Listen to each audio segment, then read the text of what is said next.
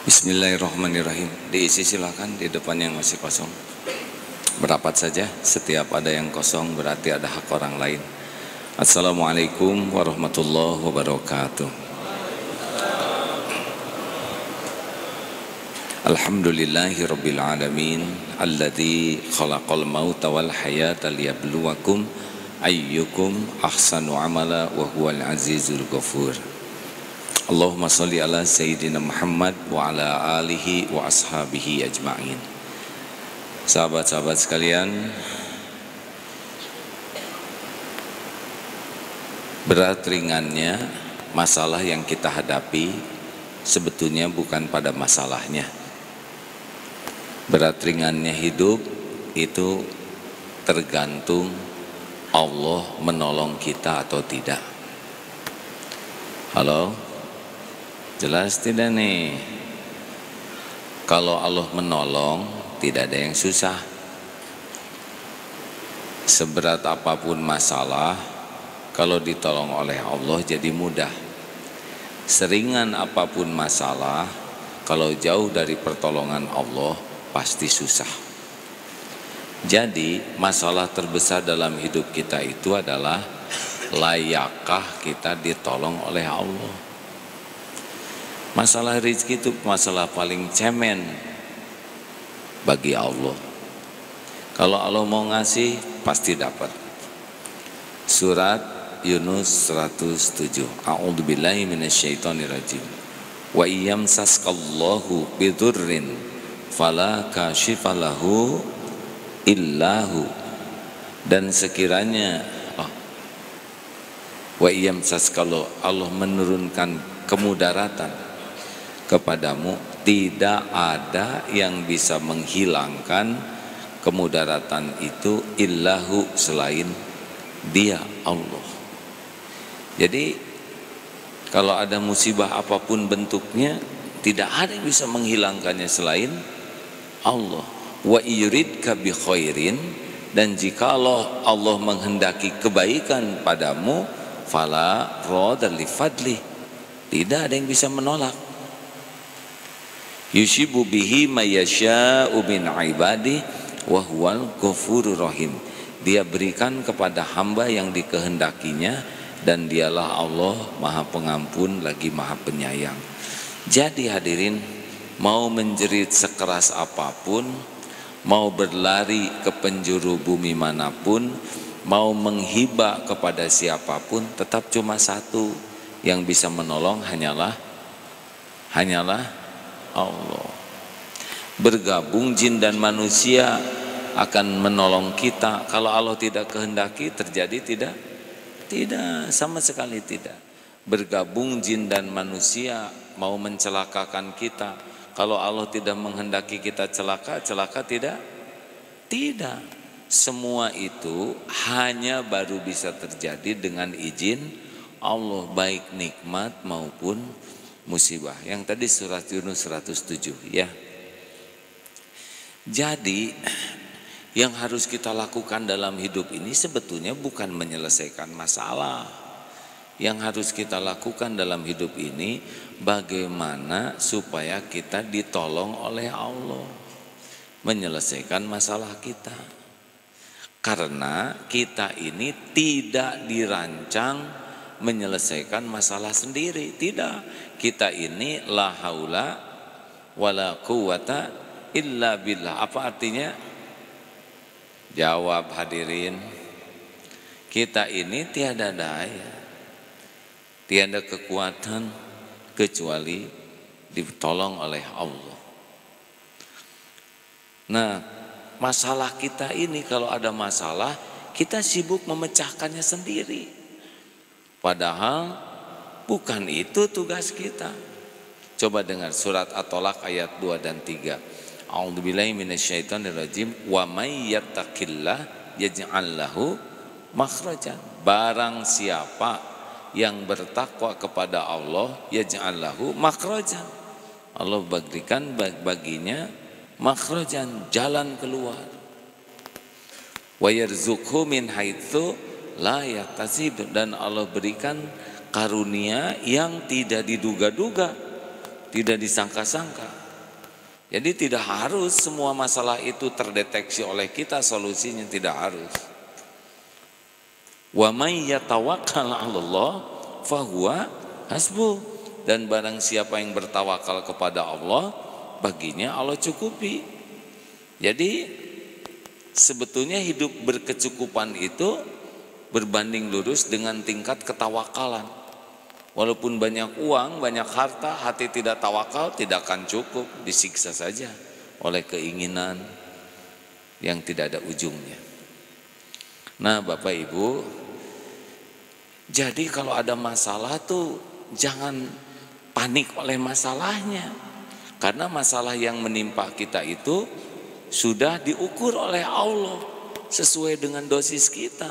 Tidak mungkin dong anak SD ujiannya SMA, mustahil, tidak usah dikerjakan.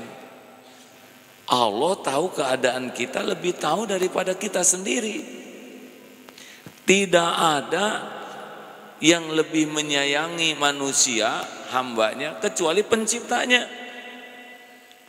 I love you so much, so much, so much. Sesayang-sayangnya orang ke kita dikit. Ibu, bapak sayang ke kita dikit dibanding dengan sayangnya Allah kepada kita ciptaannya. Kalau Allah sebel sama kita mau udah dimusnahkan model kita ini, ya.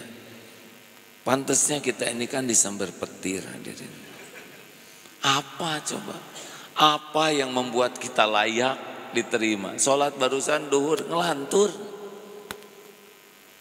sekenanya. Memang gerakan ruku, sujud, mulut, bacaan, tapi hati, Allah tahu hati kita ngelantur.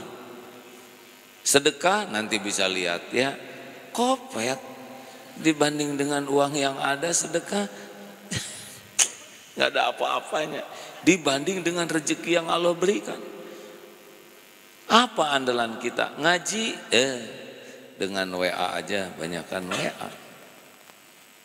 Dosa melimpah. Kalau Allah mau hitung-hitungan, model kita ini mah jelebet, petir, gosong, selesai ya. Tapi enggak tuh. Aib ditutup, orang lain tidak tahu kebusukan kita, benar? Pada menghormati, menghargai, rezeki cukup pagi, siang, malam. Ditambah lagi ini ke masjid, sholat. Ada yang tidak ke masjid, yang sholat banyak, yang tidak ke masjid banyak dibanding yang ke masjid, betul? Dari yang ke masjid senang belajar agama lebih sedikit lagi. Tidak ada yang lebih menyayangi kita selain Allah. Tidak ada yang lebih tahu persoalan kita selain Allah. Karena Dia yang mendesain kita, Dia yang menciptakan kita, Dia pula yang tahu semua keperluan, semua keinginan, semua masalah kita sepenuhnya, karena terjadinya juga dengan izin Allah. Allah tahu kita lapar, lah Dia yang ciptakan lambung, Dia yang menciptakan aneka enzim, dan Allah juga yang mendatangkan. Allah tahu kita perlu oksigen, Allah ciptakan paru-paru, Allah siapkan oksigen gratis. Karena kalau bayar jarang nafas ya. Saudara nyebrot ke sini mengeluarkan karbon dioksida. Keperluan saya oksigen. Coba itu. Gimana hidung saya bisa memilah-milah oksigen dengan karbon dioksida? Ini kan sebrot. Nah, apalagi ketawa gitu, itu itu masif, itu serangan bagi jiwa saya. Pakai alat apa? Allah tahu yang saya perlukan oksigen, walaupun saudara nyebrotkan karbon dioksida. 70% badan ini cairan. Kalau kurang cairan, otak saya kulet, susah mikir, darah mengental, gak bisa mengantarkan nutrisi. Datang ini cairan. Tanpa saya tahu di mana mata airnya, tanpa saya tahu gimana pH-nya jadi 7, tanpa saya tahu bagaimana bakteri-bakteri jeleknya dihilangin. Beres. Begitulah hadirin. Termasuk keperluan-keperluan lainnya, keperluan ingin disayang, keperluan ingin itu kan software itu ada pada kita tanpa kita ingin. Yang belum nikah, yang nggak Allah tahu saudara toel begitu ya nggak? Lah, yang menciptakan ingin nikah itu siapa? Kenapa saudara tidak naksir tiang ini? Oh, enggak. Aneh, ya kan? Atau misalkan ada kambing lewat, enggak. Itu software syahwat, software cinta, software rindu, software marah, jengkel, kangen. Itu kan kita nggak ngerti. Kenapa ada kangen? Kenapa ada cemburu? Seperti apa cemburu tuh bentuknya? Kok pening? Itu Allah ciptakan. Dan mudah bagi Allah mengobati cemburu, gelisah. Kalau kembali ke pemiliknya, tidak ada yang lebih mengerti persoalan kita selain Allah. Dan tidak ada yang bisa menolong kita selain hanya Allah. Makhluk itu cuma jalan yang Allah gerakan. Seperti sekarang nih ya, pertemuan ini nih. Siapa yang hari ini takdirnya bakal dapat ilmu ini, dia datang ke sini. Atau nonton lewat medsos. Berapa banyak yang tidak pernah ada rencana ke sini. Betul? Nah, kok tahu sih? Ada yang tidak tahu ujuk-ujuk ada di sini, ada tidak? Ada? Mana? Ada ujuk-ujuk ya? Kan? Udah rencana mau ke sini enggak? Udah. Bapak ujuk-ujuk lah ya. Harus ada yang ngaku, hadirin masa langsung soleh semua. Ya, ada yang tidak sengaja. Ada apa nih kerumun-kerumun? Siapa tuh yang pakai sorban? Gitu. Pengen tahu dia ngomong apa? Gitu. Ada yang tugas dari kantor tuh, Agim mau ceramah, intelin dia. Sini. Itu juga Allah yang menggerakkan hadirin. Pulang dari sini jadi soleh ya. Saudara intel bukan? Jadi saya cuma jadi jalan sampainya ilmu ini. Kalau seseorang dikehendaki Allah sampai suatu ilmu, pasti ilmu itu sampai. Kalau seseorang dikehendaki Allah rezeki itu dapat, pasti dapat. Makhluk itu jalan saja.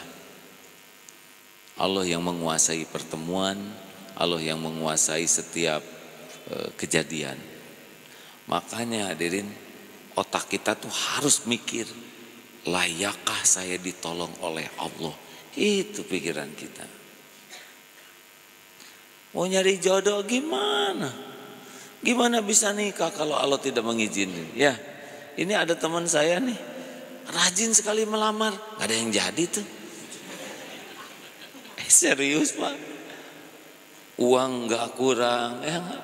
Sampai dia nanya, saya itu kurang apa? Ya saya gak tahu kurang apa ya.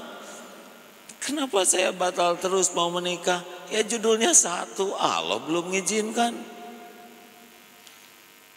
Ada dokter ahli kandungan dan ahli bayi tabung. Lah giliran istrinya dibikin bayi tabung gak jadi-jadi. Aneh kata dia, saya tuh aneh nolong yang lain jadi, nolong istri sendiri. Dan memang bukan bapak yang bikin anak.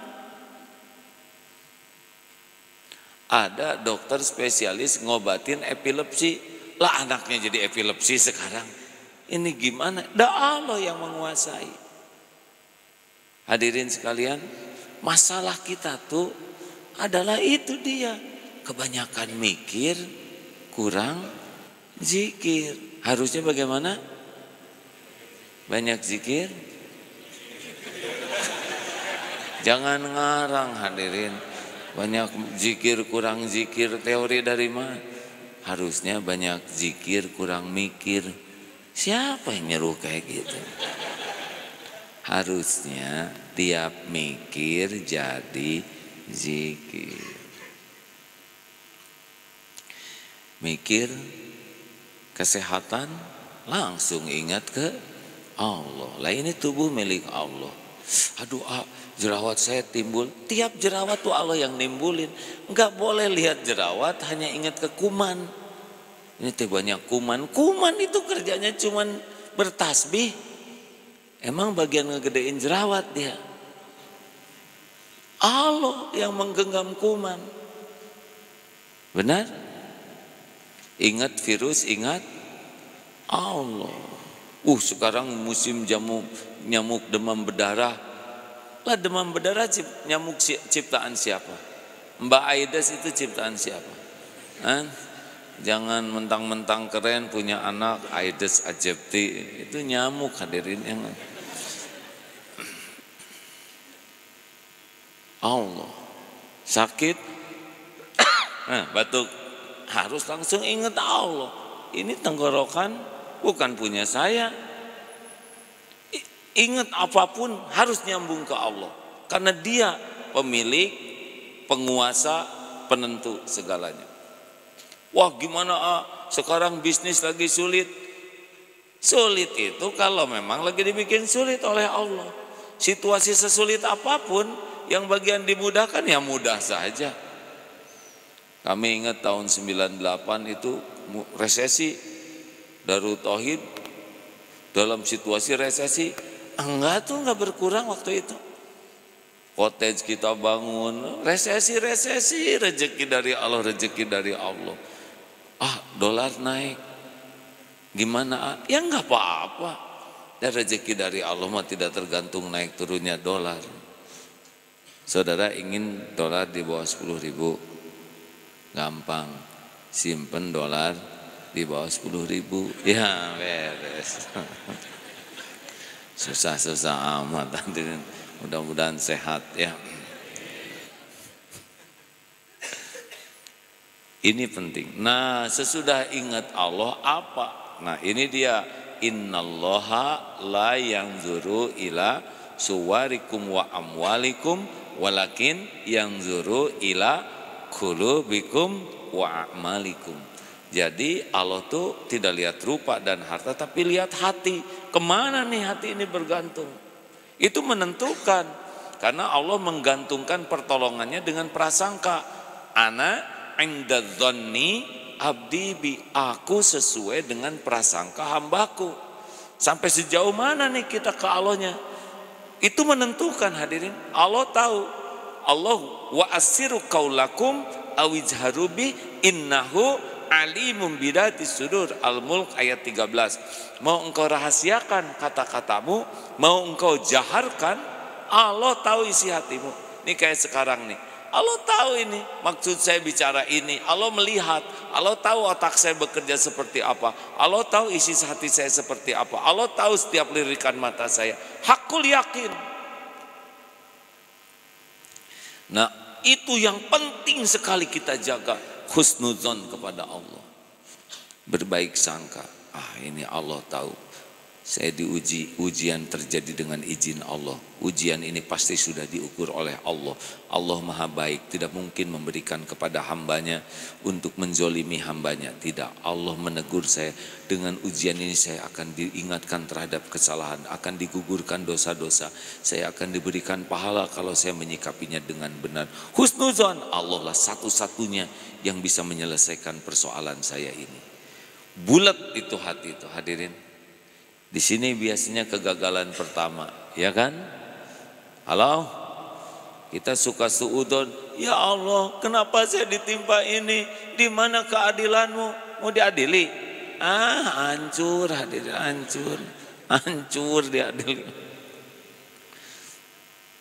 Jangan nganggap Allah tidak adil. Kenapa teman-teman saya sudah menikah? Kenapa saya belum ya Allah? Padahal saya sudah tahajud. Emang khusyuk? Enggak juga sih. Tahajud kita mah enggak khusyuk. Nah, yang kedua, Allah yanzuru ila qulubikum wa a'malikum. Amal.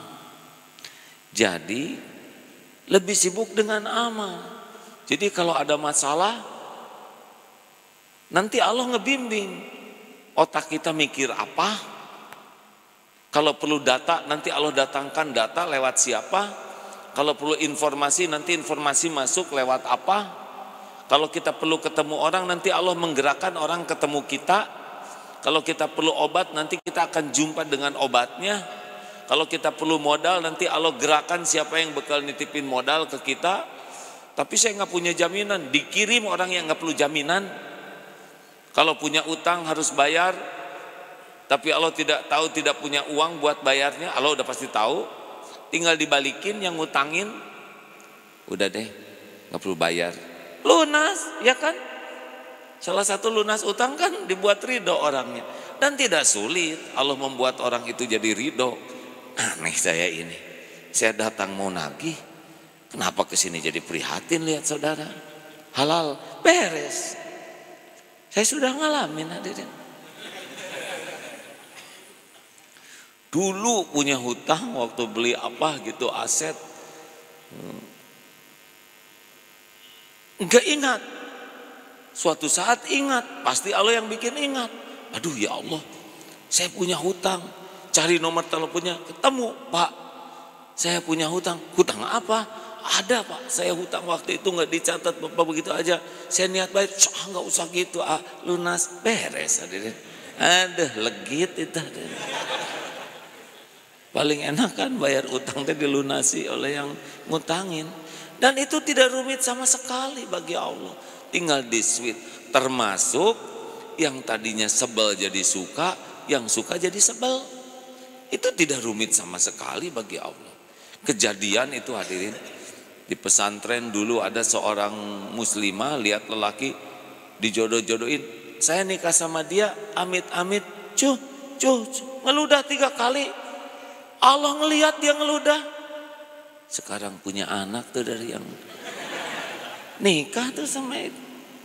Atau apa sulitnya sebel jadi senang, sebagaimana senang jadi sebel.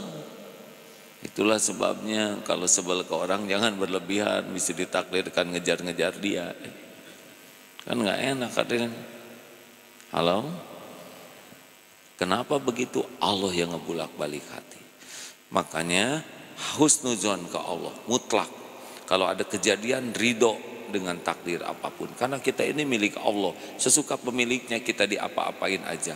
Dan Allah itu maha baik, selama ini aja nggak pernah berbuat jelek ke kita. Betul?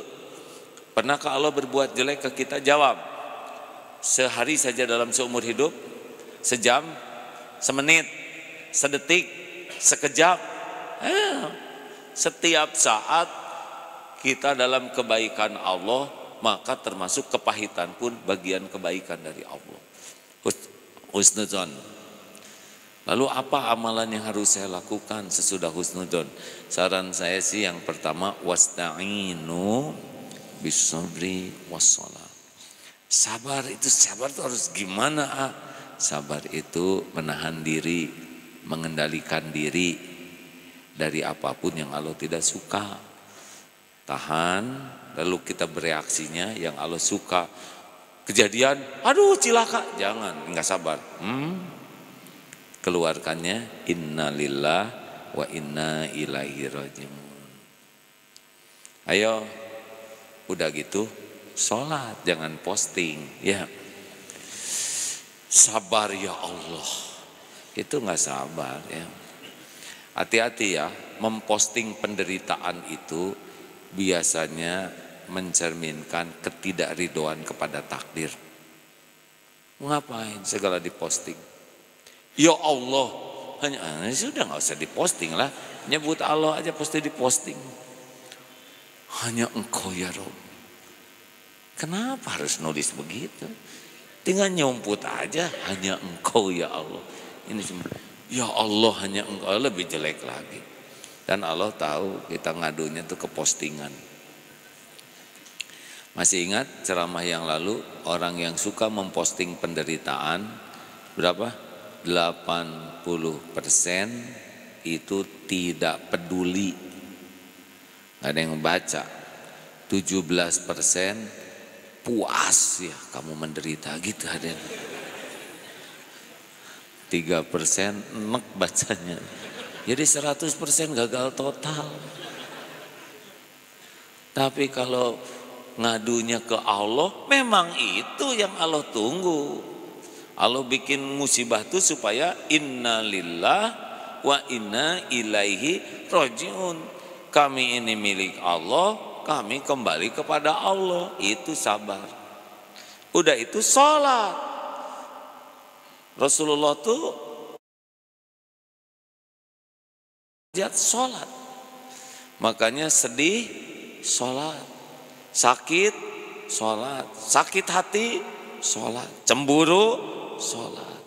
Takut, sholat. Punya keinginan, sholat. Wasta'inu sabri. Tahan diri, tumpahkan ke Allah.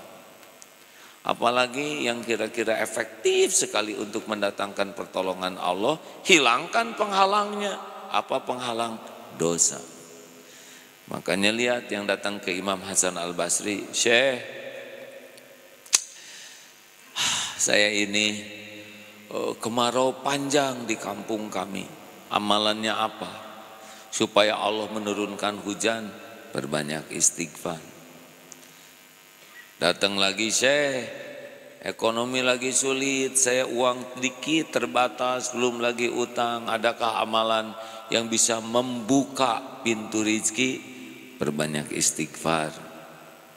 Datang lagi tamu, Syekh, kami menikah udah lama, tapi belum punya anak aja, ingin punya anak. Adakah amalannya? Berbanyak istighfar. Datang lagi tamu, panen gagal, Syekh, bagaimana nih supaya bisa tumbuh bagus? Berbanyak istighfar.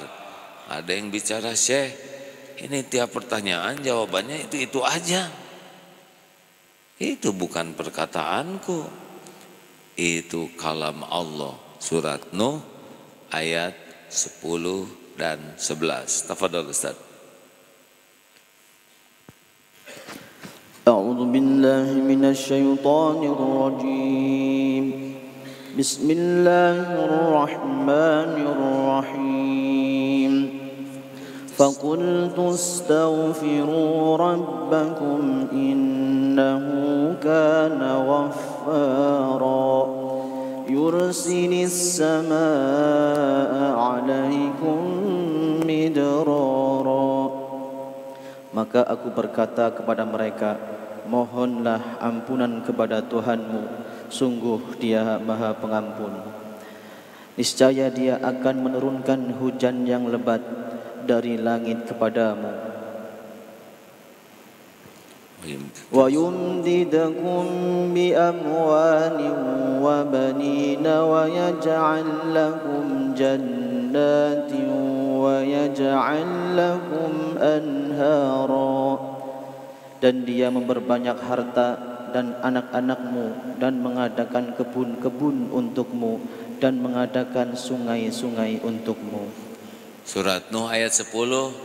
Nih, bagi yang gersang baik tanahnya maupun hatinya, banyak istighfar. Bagi yang kekurangan rezeki, ini saya lihat wajahnya, maaf ya, wajah, saya nggak mengatakan minus ya, tapi wajah memerlukan tambahan. Banyak istighfar. Asli ini hadirin.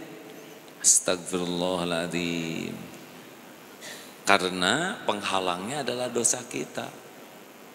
Naik mobil kaca kotor, mana yang dipikir? Jalan atau bersihkan kaca? Jawab hadirin, mumpung gampang kan? Ya, ada mobilnya juga belum punya, ya ngarang aja. Mana yang harus dilakukan? Bersihkan kaca atau mikirin jalan? Namanya juga nggak kelihatan, dipikirin pusing. Bersihkan kaca, jalan kelihatan. Jangan risau, rezeki itu semuanya dalam genggaman Allah. Risaulah kalau tidak tobat, karena Dia yang menjadi penghalangnya. Saya belum punya anak, kenapa? Belum nikah. Ya tuh nikah dulu. Ya gimana caranya? Itu perbanyak istighfar. Ini saya baca di internet ya, kisah nyata di Arab yang belum punya anak terus istighfar. Hamil, punya anak terus istighfar. Hamil lagi sampai 3 anaknya. Pak, kuranginlah istighfarnya gitu. Tetaplah istighfar untuk dosa yang lain. Asli ini hadirin, di Darut Tauhid ini sebetulnya santri itu dianjurkan minimal 1000 istighfar. Karena Rasulullah SAW tidak punya dosa 100 kali. Ingin dimudahkan urusan, ya diantaranya istighfar. Karena penghalang pertolongan Allah adalah dosa dan maksiat. Mau lagi ditambah amalannya? Ya, selain baca Quran itu berjuta kebaikan.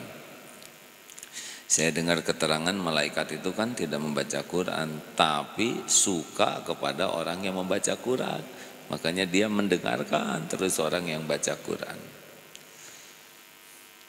Kalau mendengar suara HP begitu semuanya tenang, ya tidur. Gak usah gitu, biasa saja. Pertama saudara nggak tahu HP siapa yang bunyi, dan yang kedua juga susah matiinnya ya kan. Tapi kenapa dia bunyi? Itulah 1001 alasan berbaik sangka. Yang nelpon nggak tahu ini lagi pengajian, tapi kan harusnya dimatikan. Siapa tahu sudah dimatikan tapi kebal, ya. Nah,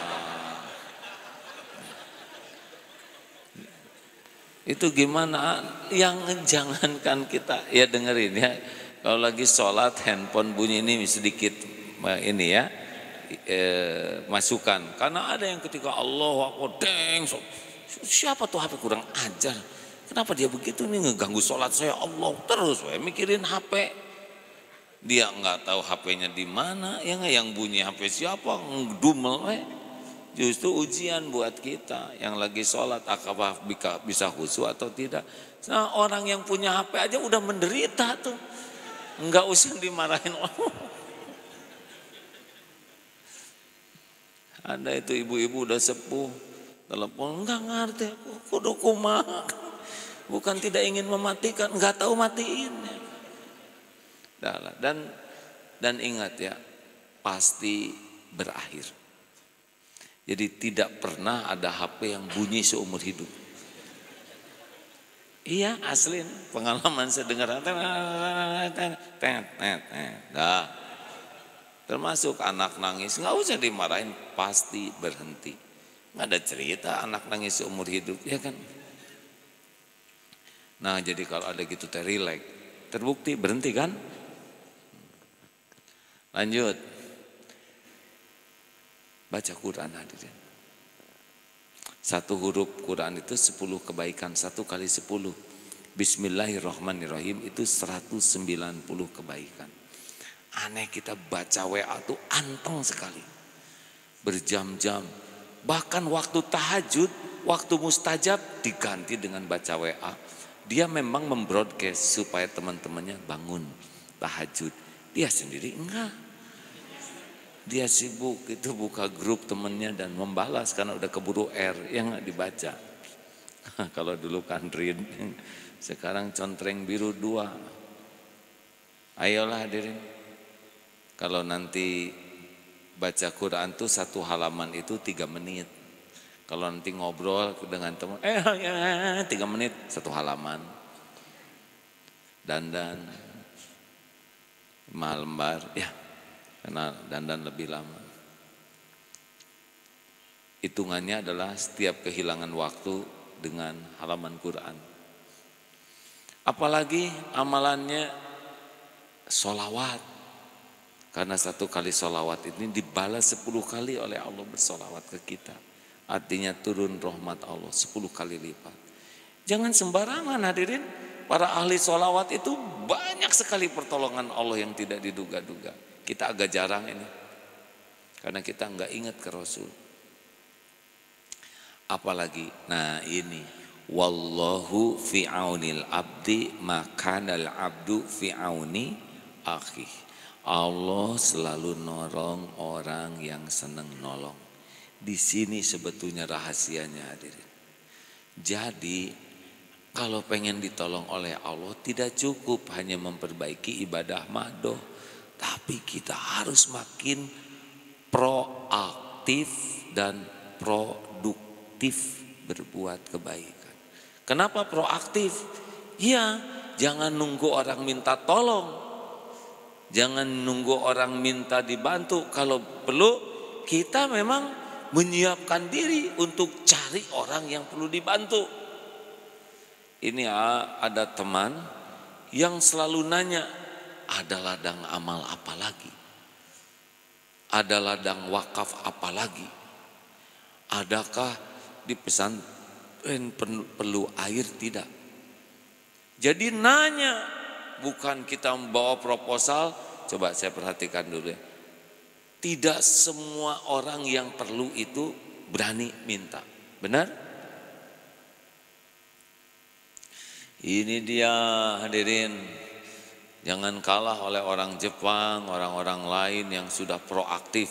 Lihat pelanga, pelongo. Cari alamat ya.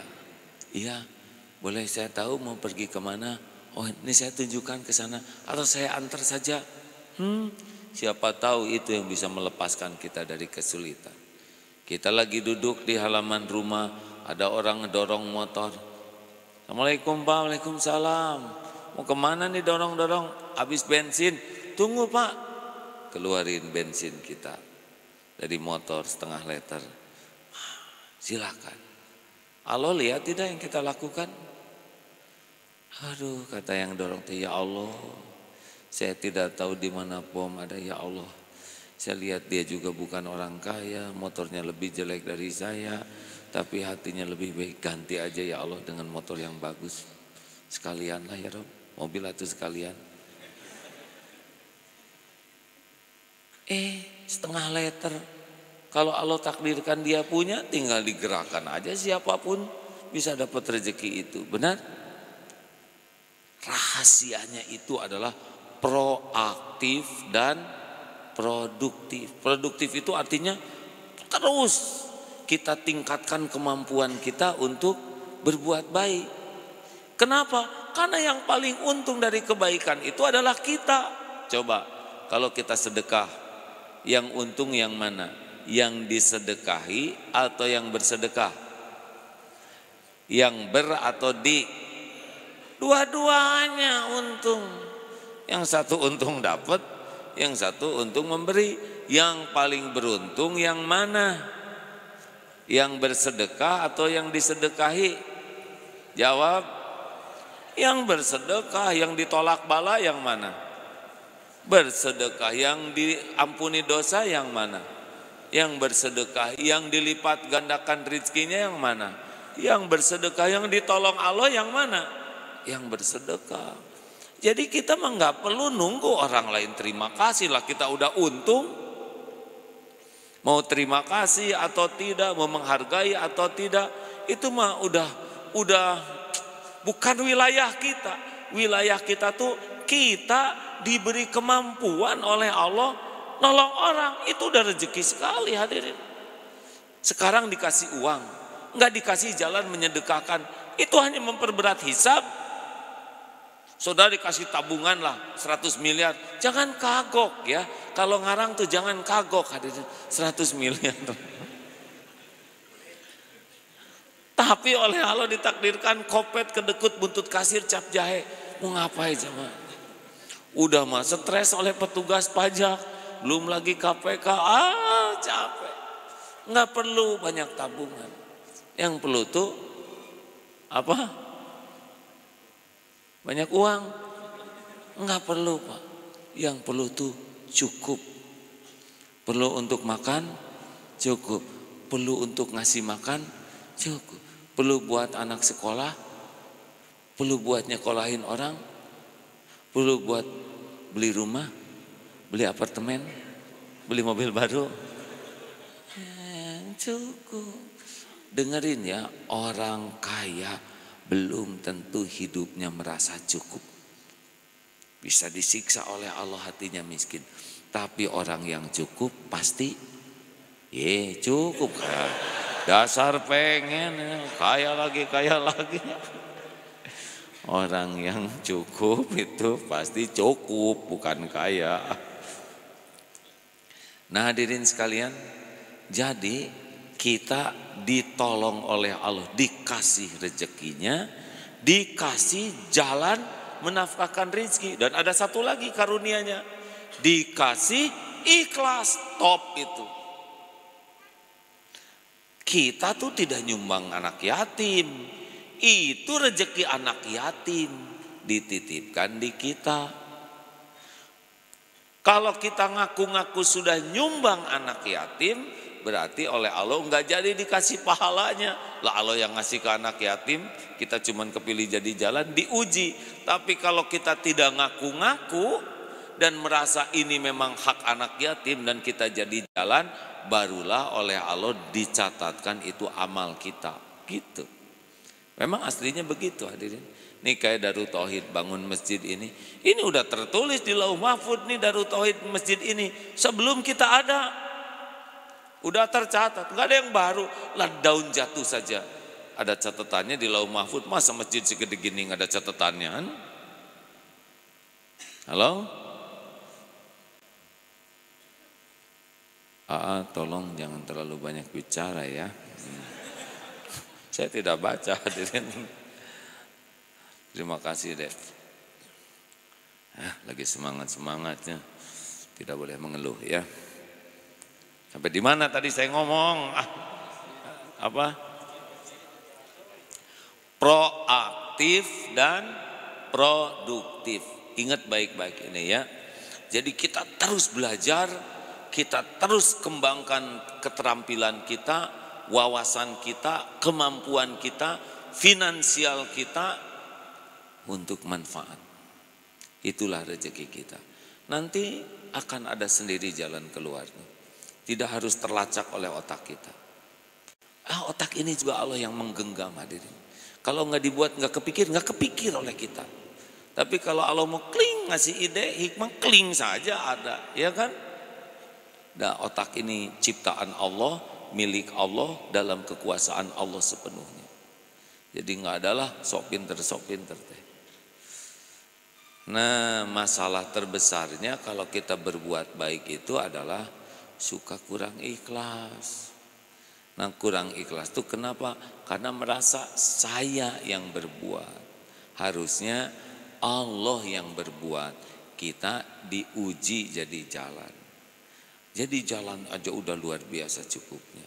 Makanya lakukan, lupakan. Perlukah kita mengingat-ingat jasa kebaikan kita? Jawab. Perlu tidak? Jawab hadirin. Yang benar. Kalau ngingat-ingat jasa baik, hati jadi bahagia atau jadi gelisah? Nah, itu berarti salah. Setiap kali gelisah, alarm dari Allah, ada yang salah pada diri kita.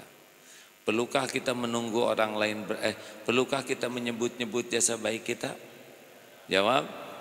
Kalau nyebut-nyebut hati jadi bahagia atau jadi gelisah? Jawab. Mau tahu hasilnya kalau kita nyebut kebaikan, mau tahu? Nih ya. Coba. Ibu-ibu kalau suami ngomong gini apa yang ibu rasakan? Istriku, saya nih suamimu. Dia udah tahu kan nikahnya bareng. Saya yang membanting-banting tulang. Ini rumah saya yang beli. Kalian makan tiap hari tetesan keringat saya. Itu bedak, lipstik, dempul dan saya yang beli. Kalian pergi kemana-mana kendaraan siapa yang beliin? Bensin itu dari siapa? Saya tahu. Bagaimana Bu? Kalau suami ngomong saya begitu, apa jadi bahagia atau jadi enak Bu? Jawab. Tuh. Apa makin sayang atau jadi sebel? Jelas Pak? Jelas tidak lelaki? Jelas? Nah kami juga sama ya Bu ya. Makanya udahlah, ada Allah yang berbuat, betul? Gimana kalau kebaikan kita tidak diterima kasihi? Jawab. Jawab. Nggak apa-apa.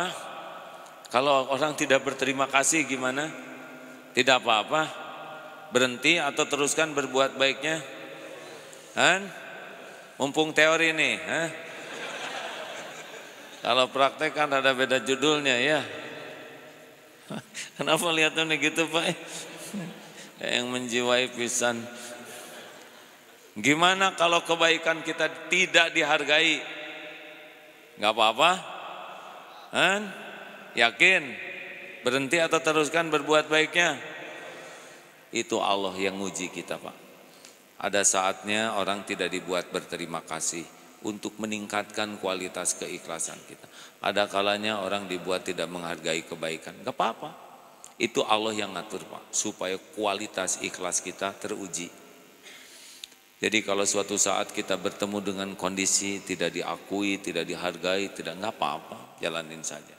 Itu adalah karunia Allah untuk meningkatkan kualitas keikhlasan kita. Kalau kita kecewa, sakit hati, itu kita tidak lulus. Nah, itulah yang kita lakukan kalau kita dalam kehidupan ini selalu mengharapkan pertolongan Allah. Proaktif dan produktif menolong orang lain. Dan bukan hanya manusia, termasuk binatang-binatang, pepohonan. Karena semua makhluk itu adalah ciptaan Allah, milik Allah, dalam kekuasaan Allah setiap saat. Terima kasih sahabat-sahabat sekalian. Tak terasa 1 jam ya. Tidak usah bertanya ya, tidak boleh mempersulit orang lain. Kalau bertanya nanti sama Ustadz Abdul Somad saja. Alhamdulillah sahabat-sahabat sekalian, inilah ceramah saya yang terakhir. Ya, saya mohon maaf karena hari ini adalah hari terakhir saya ceramah di sini di tahun 2019 ini ya. Mana mangap. Iya kan, masa terus-terusan 2019 ya. Insya Allah kita bertemu tahun depan ya. Alhamdulillah, saya jadi nakal begini hadirin. Astagfirullahaladzim.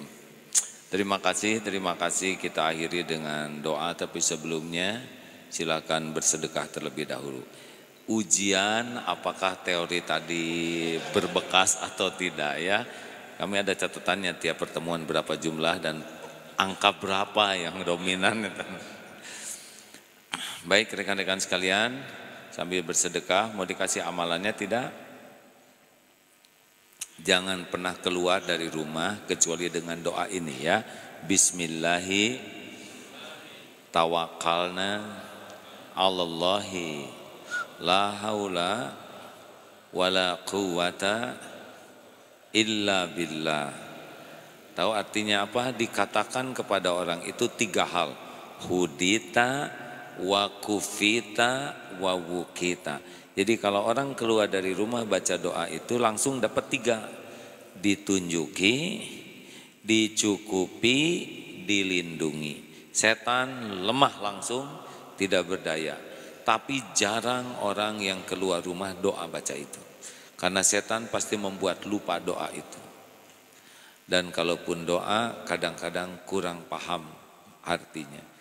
Bismillahi tawakkaltu 'alallahi la haula wala quwwata illa billah.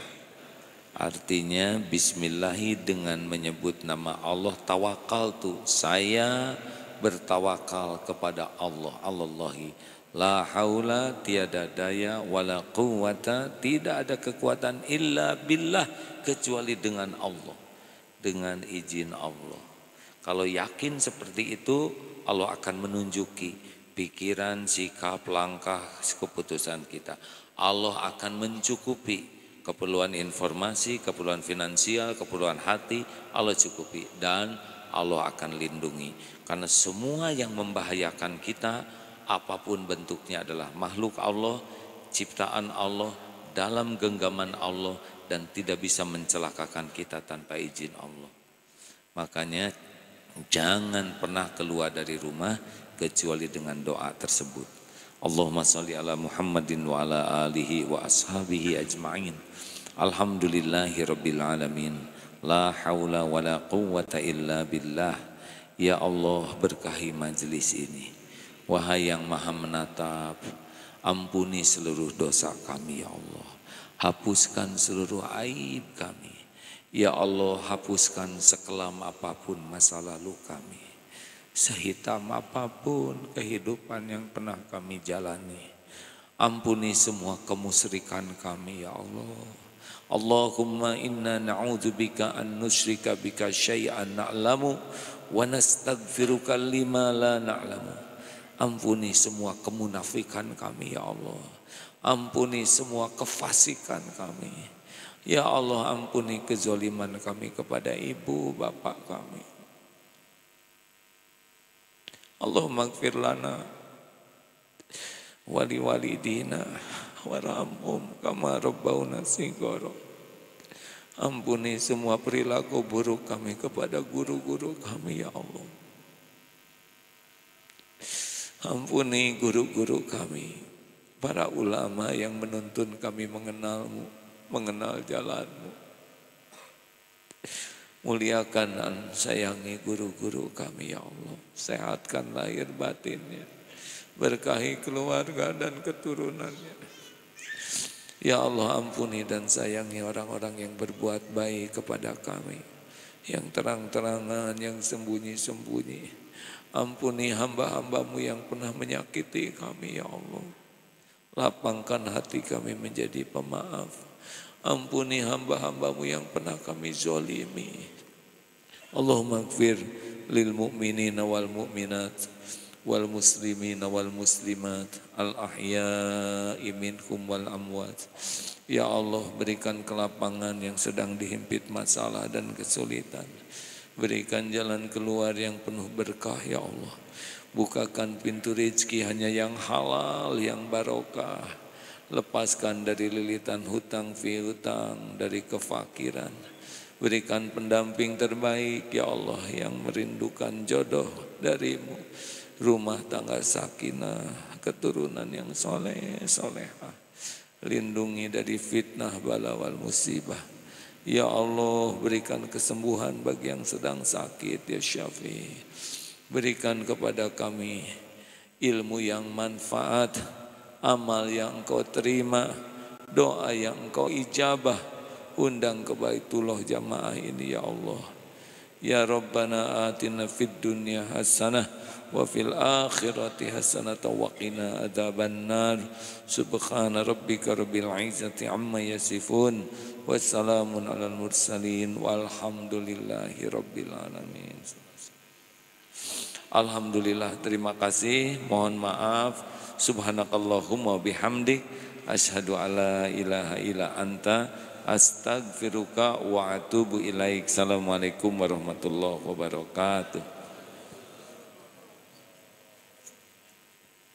Kalau lihat suka ajaib Pak. Di sini yang datang ngepas segini.